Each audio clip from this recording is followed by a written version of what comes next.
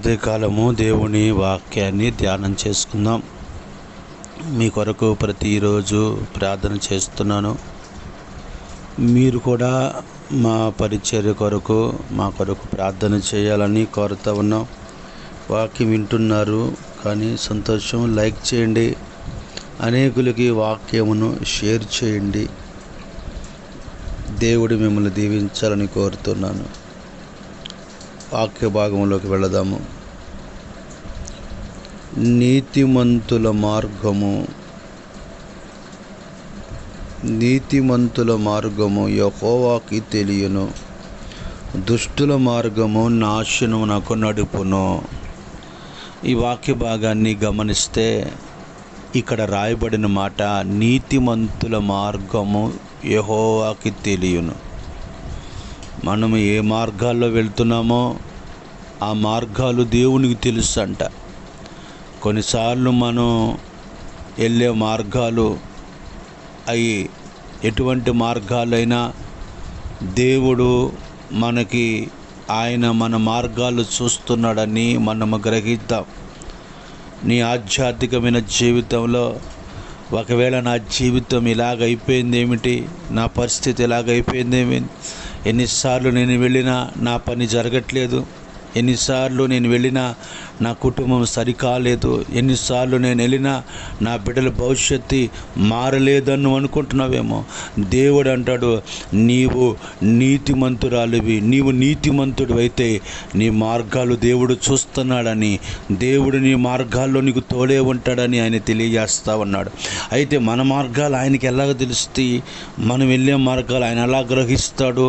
మనం వెళ్ళే మార్గాల్లో దేవుడు మనకి ఎలాగా అద్భుతమైన కార్యాలు జరిగిస్తాడని మనము అనుకుంటే, ఇక్కడ మరొక వాక్యం మనకి ఇక్కడ రాయబడి ఉంది.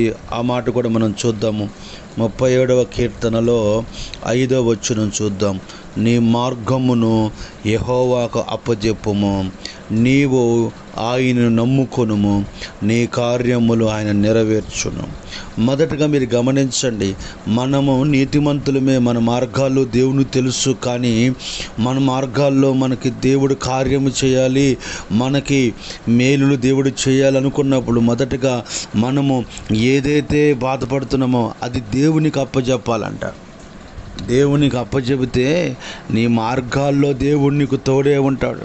ఆ ప్రియమైన దేవుని బిడ్డలారా, లోకంలో ఉన్న వాళ్ళకి చెప్పుకోవటం కాదు, దేవునికి నీవు అప్పచెప్పు.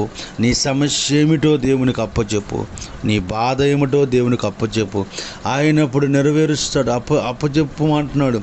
రెండో దేవుని చేయమంటున్నాడు అంటే, నీవు ఆయనను నమ్ముకొనుము అంటే, అప్పచెప్పి నువ్వు అపనమ్మకంగా ఉండకూడదు. అప్పచెప్పినప్పుడు అప్పచెప్పినట్టుగానే నమ్మకంగా ఉండు. అది ఎంత భారభరితమైన సమస్య అయినా దేవుడు తీసివేస్తాడు. దేవుడికి నేను అప్పచెప్పాను, నా భారము దేవునికి అప్పచెప్పాను, ఆయన నా భారాన్ని తీసివేస్తాడు. ఆయన నేను చెప్పిన సమస్యని ఆయన తొలగిస్తాడు. నేను చెప్పిన ఆర్థికమైన పరిస్థితుల నుంచి దేవుడు నన్ను విడిపిస్తాడు. నా కుటుంబ పరిస్థితుల నుంచి నన్ను విడుదల చేస్తాడు. నువ్వు నమ్మాలంట. మొదట మార్గాలు దేవునికి అప్పచెప్పాలి. రెండోది ఏంటంటే, నీవు ఆయన నమ్మాలి. అప్పుడు ఆయన అంటాడు, నేను నీ కార్యములను నెరవేర్చును.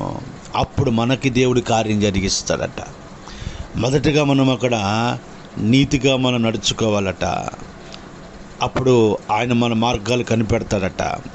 రెండోది, ఆ యొక్క పరిస్థితుల నుంచి దేవుడు మనల్ని ఎట్లాగా విడిపిస్తాడు ఆ సమస్యల నుంచి అంటే, మొదటిగా మనం ఆయనకు అప్పచెప్పే వ్యక్తులుగా ఉండాలంట. మూడోదిగా ఆయన నమ్ముకునే వ్యక్తులుగా ఉండాలంట. నాలుగోది, ఆయన కార్యములు జరిగిస్తాడని రాయబడి ఉంది. నువ్వు ఏ సమస్యలతో ఉన్నా దేవుడు వాటన్నిటిలో నుంచి విడుదల చేస్తాడు. ఎవరి వైపు చూడొద్దు, దేవుని వైపు చూసి నడువు. ఆయన నీకు గొప్ప కార్యం చేస్తాడు. నీ కుటుంబంలో గొప్ప మేలు కలగజేస్తాడు. అటు కృప